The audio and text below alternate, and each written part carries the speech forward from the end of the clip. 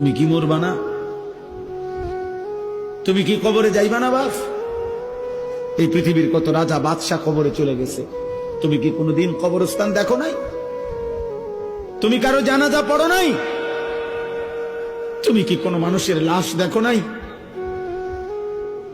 আমি 5 দিন আগে আমার জ্যাঠার সাথে কথা বলে আসছি বাড়িতে, খোঁজ খবর নিছি। 5 দিন পরে আমার জ্যাঠা মারা গেছে। আমি জ্যাঠার দিকে তাকাইয়া বাড়িতে গিয়া দেখছি আমার এই সেই মানুষটা যার সাথে আমি কথা বলছি, উনি নাই, চুপ হয়ে গেছে, হাত নড়ে না, পাও নড়ে না। আমি জানাজা পড়াইছি আমার জ্যাঠার, তো জানাজার আগে আমি আমার জ্যাঠার কবরটা খালি, তখন কবরে রাখে নাই।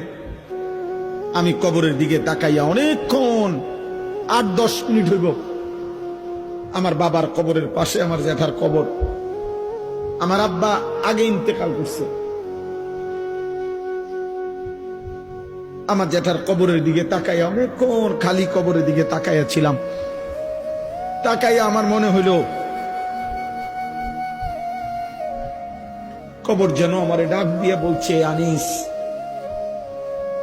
আমার কাছ থেকে 1 মুঠ মাটি দিছিলাম আমি তোমার জ্যাঠারে বানাইবার জন্য, আজ আমার মাটি আমি ফেরত নিলাম।